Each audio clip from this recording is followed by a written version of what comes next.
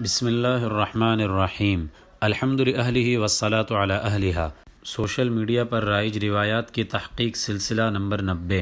شب برات یعنی 15 شعبان کی رات کے متعلق بھی بہت سی روایات پھیلائی جاتی ہیں۔ جاننا چاہیے کہ احادیث کی کتابوں میں شب برات کے متعلق بہت سی روایات وارد ہوئی ہیں۔ ان میں سے کچھ روایات من گھڑت ہیں،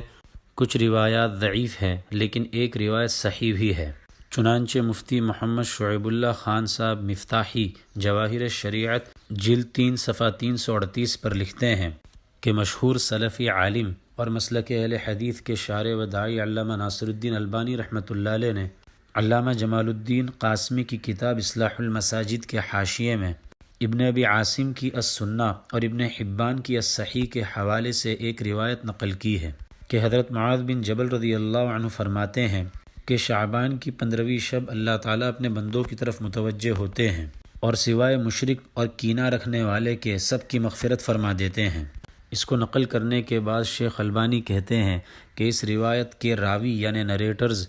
ثقہ ہے، یعنی قابل اعتماد ہے، اور یہ روایت صحیح ہے۔ دیکھیے السنہ لابن ابی عاصم جلد 1 صفحہ 244، الصحیح لابن حبان جلد 12 صفحہ 481۔ اگرچہ اس روایت کی سند میں انقطاع ہے، یعنی مکحول اور مالک بن یخامر کے درمیان سے سند کٹی ہوئی ہے، لیکن شواہد کے اعتبار سے یہ روایت صحیح ہے۔ اس کے علاوہ اور بھی بہت سی ضعیف روایات ہیں جن میں شب برات کی فضیلت وارد ہوئی ہے، اور محدثین کے نزدیک ایک اصول یہ بھی ہے کہ جب کسی چیز کے بارے میں بہت سی ضعیف روایات آ جائیں تو ایک روایت کو دوسری روایت سے قوت حاصل ہوتی ہے، اور شب برات کے بارے میں جب کہ ہم نے ایک صحیح روایت بھی ذکر کر دی ہے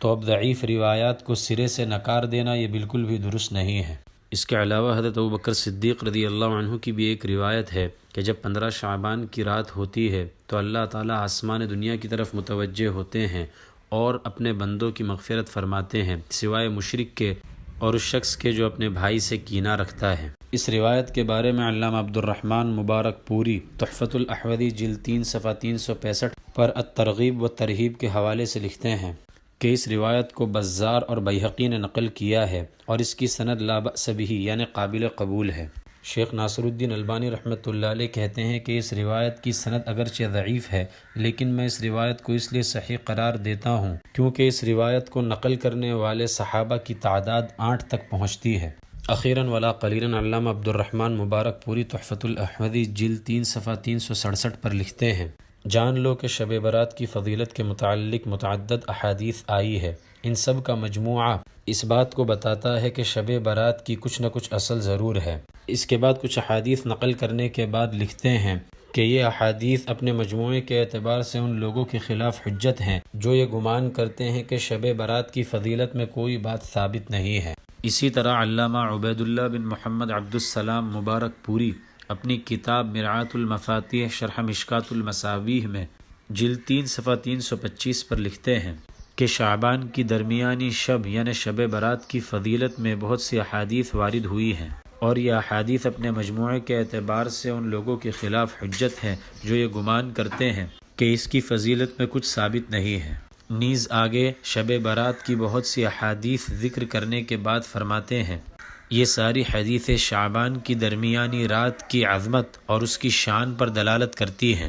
اور ان احادیث سے یہ بھی پتہ چلتا ہے کہ یہ رات دوسری راتوں کی طرح نہیں ہے، لہٰذا اس رات میں غفلت برتنا مناسب نہیں، بلکہ عبادت، دعا، ذکر و فکر کے ذریعے اس رات میں جاگنا مستحب ہے۔ ان حوالے جات اور تفصیلات سے بخوبی معلوم ہو گیا کہ شب برات کی فضیلت ثابت ہے اور خود اہل حدیث علماء بھی اس کو مانتے ہیں،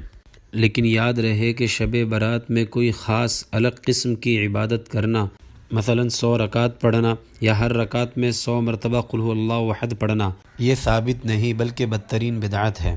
علامہ بدر الدین عینی نے ان جیسی روایات کو من گھڑت قرار دیا ہے۔ اسی طرح علامہ ابن الجوزی رحمۃ اللہ علیہ نے بھی 100 رکعت والی روایت کو من گھڑت قرار دیا ہے۔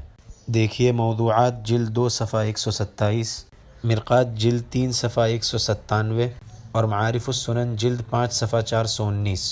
اس کے علاوہ کچھ لوگ اس رات میں جماعت بنا کر نفل نماز بھی پڑھتے ہیں، یہ بھی بدعت ہے، اس سے بھی بچنا ضروری ہے۔ لہذا شب برات میں صرف وہی عبادت کرنا جائز ہے جو آپ صلی اللہ علیہ وسلم اور صحابہ سے ثابت ہے۔ واللہ اعلم بالصواب۔